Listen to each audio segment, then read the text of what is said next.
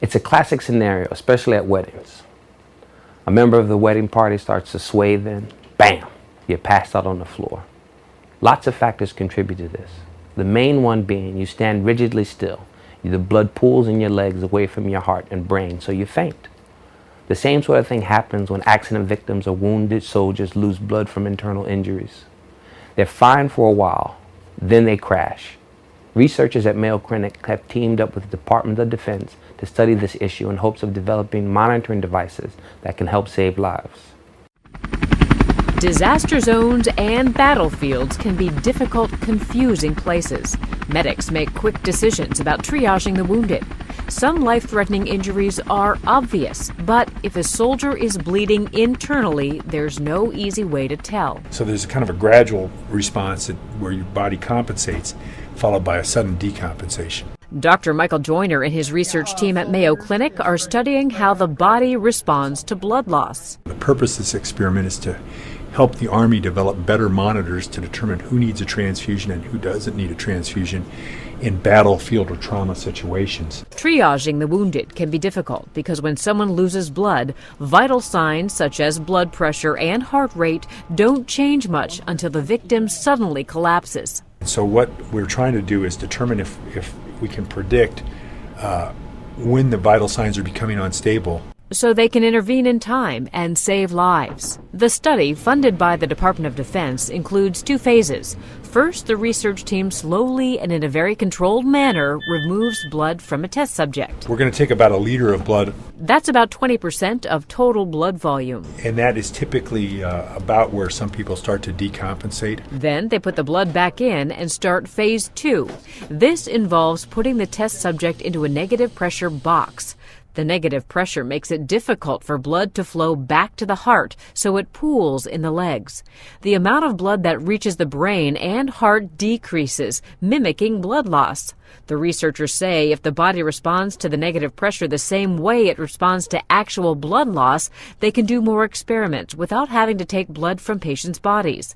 The information they gather will be used to develop monitoring devices that will hopefully help determine who needs immediate medical attention on and off of the battlefield. So that when we're working with trauma victims or people in the operating room, we can figure out who needs blood when. And the goal is to make sure the patients do well during surgery, and to make sure that we give blood to the right patient when and don't give too much blood or too little. For the Mayo Clinic News Network, I'm Vivian Williams. Some of the monitoring devices being developed for use on the battlefield include equipment for medical professionals, such as monitors soldiers can carry or wear. Dr. Joyner and his team have several studies underway looking at blood loss and how the blood responds to extreme environments. Dr. Joyner's study is an integral part of the Tactical Combat Casualty Care Research Task Area, managed by Dr. Vic Cavertino of the U.S. Army Institute of Surgical Research. Their mission is to optimize combat casualty care in the pre-hospital setting. And now a recap of the headlines. Premier presents medium-term fiscal plan to the House of Assembly as the House Speaker quells verbal battle between government and opposition. Government appoints committee to handle the influx of applications for land on Virgin Gorda. Walters Recreational Park opens in Virgin Gorda. The House approves $99.5 million from the Consolidated Fund to continue government services in the new financial year. Government developing a solid waste management system with recycling pilot programs.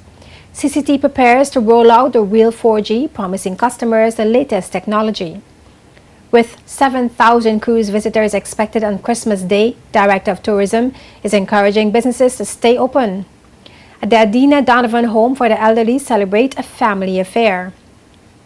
HLSCC Christmas Concert rocks the audience and features student choir for the first time. And what would you like for Christmas? JTV News heard some very interesting Christmas wishes from residents. In news from the Caribbean, Seabourn Airlines to move its headquarters out of St. Croix to Puerto Rico. And Jamaica Prime Minister Portia Simpson Miller led the praises for singer Tessanne Chin for winning The Voice. Remember to visit jtvlive.net for more news, JTV's television programs, community and government events, as well as sports updates. You can also watch this entire newscast on jtvlive.net. Additional information can be found on our Facebook page, facebook.com/JTV55. Please remember to like us. We welcome your questions and comments. Please email us at jtvnews@hotmail.com. On behalf of Sean Rose and the entire news team, as well as the JTV and Jafix family, I'm Mino Soman wishing you an enjoyable and safe holiday season. Thanks for making JTV your favorite choice for local news and programs for the past 7 years. Thank you for watching. See you next time. Wardrobe provided by Umi Fashions.